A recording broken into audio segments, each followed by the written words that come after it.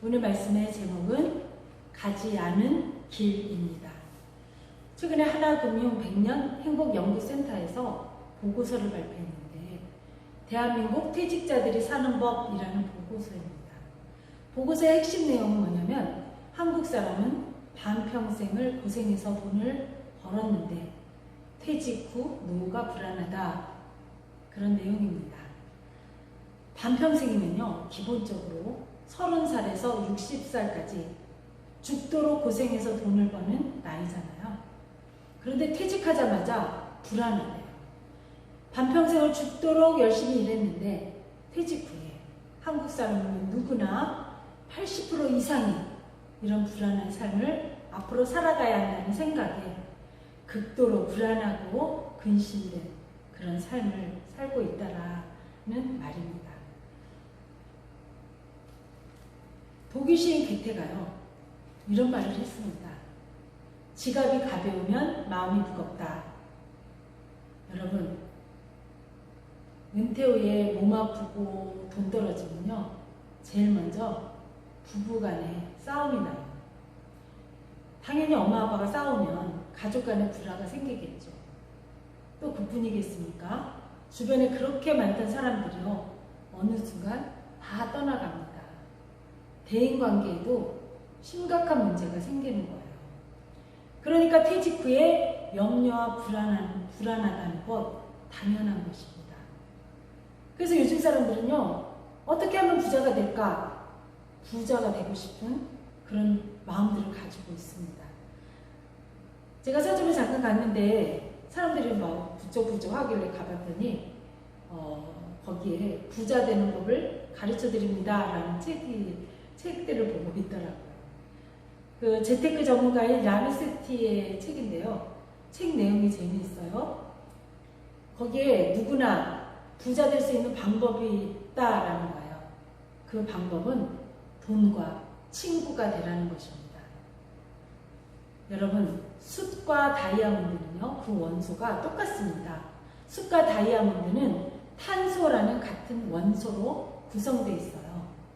원소는 같지만 하나는 아름다움을 상징하는 최고의 보석 다이아몬드가 되고, 다른 하나는 보잘것없는 검은 숯덩이가 됩니다. 어느 누구에게나 똑같이 주어지는 인생이지만 결단과 선택을 통해서 우리는 다이아몬드가 될 수도 있고 검은 숯덩이가 될 수도 있다는 것입니다. 어느 날 예수님께서 제자들과 함께 예루살렘을 향하여 걸어가고 계셨어요. 한 사람이 예수님을 찾아와서 말합니다. 예수님, 어떻게 해야 내가 영생을 얻겠습니까? 이렇게 질문을 하자 예수님께서 그 사람에게 영생 얻을 수 있는 방법을 알려주십니다. 여러분, 오늘 본문 말씀이 참 중요합니다. 물론 성경 말씀에 중요하지 않은 말씀은 한 가지도 없지만 특별히 오늘 이 말씀은요, 사복음서 안에 세 군데에 기록되어 있다는 거예요. 이 스토리는 마태복음에도 나오고 마가복음에도 나오고 누가복음에도 나오는데, 누가복음 18장 18절을 보면 누가는 관원이라고 이 사람을 소개하고 있어요. 그 당시 관원이라고 하면 회당 관리자를 말하거든요. 대부분 바리새파입니다. 헬라어로는요, 아르콘이라고 해요. 아르콘의 뜻은 우두머리, 통치자, 지도자, 이런 뜻이에요. 그래서 누가복음에는 관리라고 소개하고 있는 것입니다. 누가는 18장 23절에서 이 청년은 대단한 부자였다, 이렇게 또 기록을 하고 있어요. 그 당시 상황으로 봤을 때 젊은 사람이 부자가 된다는 거 쉽지 않은 상황인데 요즘 같으면 가능하죠. 요즘은 젊은 사람들이 돈이 많아요. 젊은 사람 부자 많습니다. 그러니까 그 당시 상황을 봤을 때 누가 부자라는 거죠? 그 청년의 집안이 부자라는 말입니다. 좋은 집안에서 좋은 교육을 받았고 돈도 있고 사회적인 지위도 있으면서 거기다가 신앙심도 깊은 아주 복이 드문 청년이라고 성경은 기록하고 있습니다. 어찌되었던 모범생이고요, 부자고요. 젊어요. 그리고 아주 집안이 좋습니다. 거기다가 마가복음 10장 17절에는요. 예수께서 길에 나가실 때 한 사람이 달려와서 꿇어 앉아 묻자오되, 그러니까 이 청년은 예의도 바르고 성품도 아주 좋은 부자 청년이라고 소개를 하는 거예요. 예수님이 이 부자 청년의 질문에 10계명을 지켜라. 그러자 부자 청년이 그 계명이라면 내가 어려서부터 다 지켰나이다. 어느 계명을 말씀하시는 겁니까? 이렇게 묻습니다. 예수님은요, 친절하게 말씀해 주십니다. 살인하지 말라, 간음하지 말라, 도둑질하지 말라, 거짓 증언하지 말라, 내 부모를 공경하라, 내 이웃을 내 자신과 같이 사랑하라. 여러분, 예수님은 10계명의 후반부에 해당되는 제5계명부터 제9계명까지를요 줄줄이 열거해 주십니다. 10계명은 둘로 나뉘어져요. 첫째는 1계명에서 4계명까지를요 대신관계라고 합니다. 하나님 앞에 우리의 태도를 어떻게 가져야 하는지 가르쳐주는 대신관계법이라고 합니다. 그리고 또 하나는 부모를 공경하라는 5계명부터 마지막 10계명까지를 인간 관계를 가르쳐주는 대인관계법이라고 말을 합니다. 사실 부자 청년은요, 예수님께서 10계명을 지켜라 이렇게 말씀하실 때 섭섭한 마음이 들었어요.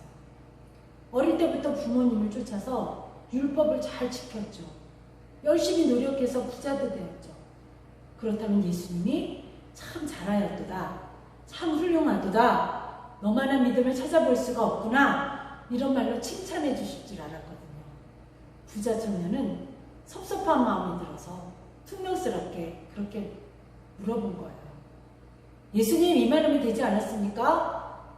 내가 더 뭘 지켜야 된다는 말씀입니까? 이렇게 물어본 거예요.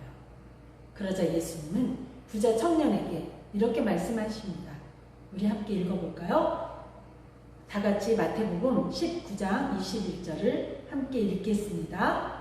예수께서 가라사대, 내가 운전하고자 할진대 가서 내 소유를 팔아 가난한 사람들을 주라. 그리하면 하늘에서 보화가 내게 있으리라. 그리고 와서 나를 따르라 하시니. 예수님의 이 말씀을 듣자마자 부자 청년은 다리에 힘이 쭉 빠져버립니다. 큰 충격을 받게 돼요. 자기에게 생명과 같은 아까운 재산을요, 가난한 사람들에게 나누어주래요. 하루아침에 자기의 재산을 다 포기하라고 지금 말씀하시잖아요. 부자 청년은요, 천국과 영생을 소망하면서 예수님께 달려나오는 그 열심은 있었지만 영생과 돈 어느 하나를 선택하라는 이 예수님의 말씀 앞에서요, 그 전보다 더 크고 더 무거운 마음의 짐을 가지고 심한 고민에 빠지게 됩니다. 여러분도 부자 청년처럼 심한 고민에 빠져본 적이 있으십니까? 특별히 한국 사회에서는요, 돈이 곧 행복이라는 논리가 아주 공공연하게 인기를 얻고 있습니다. 좀 이상한 논리인 것 같긴 하지만요, 돈이 있다고 행복한 건 아닌데, 그렇다고 돈이 없으면 불행해진다는 것이 좀 이상하기도 합니다. 그러니까 사람이라면 누구나 부족한 것을 채우고 싶어, 가지고 싶어 한다는 거죠. 아담이 그렇습니다. 하나님께서요, 그렇게 아름다운 에덴 동산을 만들어 놓으시고 먹고 마시고 사는 것에 조금도 불편하지 않게 해주셨거든요. 그럼에도 불구하고 마귀가 와서 그들에게 탐욕을 넣어줍니다. 여러분, 처음부터요, 욕심을 부리는 사람은 아무도 없습니다. 욕심이라는 말은요, 인간이 가지고 있는 강한 욕망이거든요. 좀 더 구체적으로 살펴보면 인간은 명예욕, 물욕, 정욕, 이 세 가지 앞에서요, 누구나 100% 무너진다고 합니다. 성경에서요, 이름이 가장 많이 나오는 사람이 있습니다. 다윗입니다. 다윗 왕은요 정말로 하나님이 사랑하는 사람이었어요. 물론 다윗 왕도 한평생 하나님을 믿고 순종하고 따랐던 사람입니다.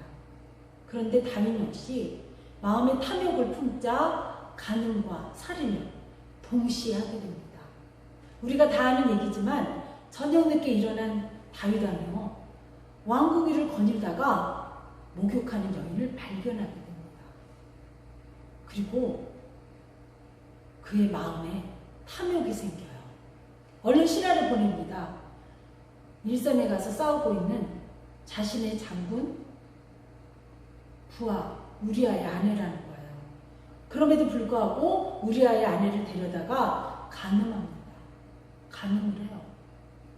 얼마 후 우리아의 아내가 잉태했다는 소식을 듣고 다윗은 심한 근심에 빠집니다. 그리고 다윗이 이것을 숨기기 위해서 우리아를요 최전방에 보내고 죽게 만듭니다. 살인한 거예요. 그의 아내 밧세바를 데려다가 아내로 삼습니다. 여러분, 모든 사람들의 마음속에는요 이런 욕심과 탐욕과 다른 사람보다 더 많이 가지고 싶어하는 그런 속성을 누구나 가지고 있습니다. 왜 예수님께서 젊은 청년이 하나님의 계명을 자신 있게 지켰다고 말할 때 그 정도면 잘했다 이렇게 칭찬해 주지 않으셨을까요? 왜 이렇게 청년을 근심하게 만드셨을까요? 우리가 볼 때요 이 부자 청년은 종교적으로 보면 열심히 신앙생활 잘한 사람입니다. 그런데 안타깝게도 이 부자 청년의 마음에는요 예수님이 없었던 거예요. 그러면 이 청년의 마음에 누가 있는 거예요? 영어로 말하면 매먼이라고 하는데 돈, 재물, 부, 재산 이것을 말하는 그 히브리어로요 맘몬이 있어요. 이 맘몬이 이 청년의 마음에 있다는 것을 지금 예수님이 지적해 주시는 거예요. 다시 말하면 지금처럼 맘몬신에 붙들려 살아가지 말고 하나님 말씀을 붙잡고 살아가야 한다. 결단하고 선택해라. 이 말씀을 지금 예수님이 이 청년에게 해주고 싶으신 거예요. 혹시 여러분이 한 번쯤은 들어보셨을 거예요. 로버트 프로스트가 지었고 우리나라 피천득 시인이 번역한 가지 않은 길이라는 시입니다. 1년을 보면요. 노란 숲 속에 두 갈래 길이 있었습니다. 나는 두 길을 다 가지 못하는 것을 안타깝게 생각하면서 오랫동안 서서 한 길이 꺾여 바라다 볼 수 있는 데까지 멀리 바라다 보았습니다. 이 시는요, 가을날 숲속길을 걷던 시인이 두 갈래 길에서 망설이다가 한쪽 길을 선택한다는 내용의 시입니다. 여기서 시인이 노랑 색깔을 썼는데요. 이것은 선택을 하지 못하고 망설이고 있는 주인공의 마음을 표현하고 있는 것입니다. 단순히 어떤 길을 걸었다 그런 이야기가 아니고요. 그런 내용이 아니라 인생에서 선택의 중요성을 지금 말하고 있는 것입니다. 오늘 우리가 믿음의 삶을 살다 보면 어쩔 수 없이 한 가지 선택해야 할 그런 상황을 만나는 순간이 있습니다. 세상을 향해서 가는 넓고 평탄한 길과 골고다 십자가를 향해서 가는 좁고 협착한 길을 만나게 된다는 것입니다. 예수 그리스도를 믿는 우리들 앞에는요, 항상 두 개의 길, 두 개의 선택의 순간이 놓이게 된다는 것이죠. 부자 청년은 이제 결단을 해야 합니다. 선택을 해야 합니다. 여러분, 청년은 어떤 선택을 했을까요? 다 같이 본문 22절 함께 읽겠습니다. 그 청년이 재물이 많음으로 이 말씀을 듣고 근심하며 가니라. 아이고, 안타까운 일이 생겼네요. 이 청년은 예수님의 말씀을 깨닫지 못하고 예수님이 하나님이시고 자기를 구원할 수 있는 구주라는 사실을 모르고요. 슬픈 기색을 하면서 예수님을 등지고 떠나고 맙니다. 그 후로 이 부자 청년은 성경 그 어디에서도 다시는 등장하지 않습니다. 미국 남가주대 철학자 교수인 윌라드 박사는 제자의 삶에 대해서 이렇게 말합니다. 오늘날 크리스천 사이에는 그릇된 신화가 있습니다. 제자가 되지 않고서도 크리스천일 수 있다는 것입니다. 제자가 되기 위해서는 자기 찢어짐과 비움, 돌이킴이 있어야 합니다. 라고 말이죠. 사랑하는 성도 여러분, 그렇다면 여러분, 지금 우리들의 모습은 어떻습니까? 혹시 오늘 본문의 부자 청년처럼 부와 재물을 쫓아 정신없이 살아가고 있지는 않으십니까? 사람은 유혹을 물리칠 때 결단이 있어야 합니다. 미국의 유명한 부흥사가 된 분의 간증을 들었어요. 예수님을 믿었지만 이분은 알코올 중독자였대요. 어느 날 왜 내가 이렇게 알코올 중독자가 되었지? 하면서 곰곰이 생각을 해보았더니 퇴근하고 항상 집으로 가는 그 골목길에 술집이 있었답니다. 그래서 그 술집에 들려서 술을 한 잔 먹다 보니까 이렇게 알코올 중독자가 되었다는 거예요. 이렇게 깨닫게 된 이 분은요, 당장 술집이 없는 골목을 찾아서 퇴근할 때 항상 그 길을 이용했대요. 그런데 놀랍게도 술을 마시지 않게 되었다는 것입니다. 여러분, 유혹을 이기려면 우리 마음속에 단호한 결단을 해야만 되는 것입니다. 아담과 하와가 왜 선악과를 따먹었습니까? 마귀가 이거 먹어봐. 그래서 단번에 그래 하면서 따먹은 게 아니에요. 마귀는 바라봄의 법칙을 이용했어요. 계속적으로 유혹을 한 거예요. 이 과일 좀 보세요. 이 과일 좀 보세요. 얼마나 보기 좋습니까? 이 과일 좀 보세요. 색깔도 예쁘지요? 이 과일 좀 보세요. 너무너무 아름답지 않습니까?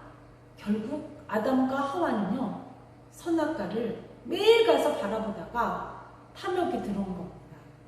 여러분, 유혹받을 장소에 가서 보고 있으면요, 반드시 끌려 들어가게 됩니다. 우리는요, 천국과 지옥이 있다는 것을 믿는 사람들입니다. 믿으면 죄를 물리치고 당당하게 죄와 싸워야 합니다. 우리의 생활 속에 예수 그리스도를 주님으로 모시지 않고 살아간다면 세상의 욕망에 이끌려서요, 세상적인 것만을 추구하면서 살아갈 수밖에 없는 거거든요. 그렇게 살아간다면 우리에게 주어진 한 번뿐인 인생은 검은 숫덩이에 지나지 않는다라는 것이죠. 한 번뿐인 내 인생은 검은 숫덩이로 사시겠습니까? 아니면 다이아몬드처럼 값지고 아름다운 보배로 그렇게 사시겠습니까? 기도하시겠습니다.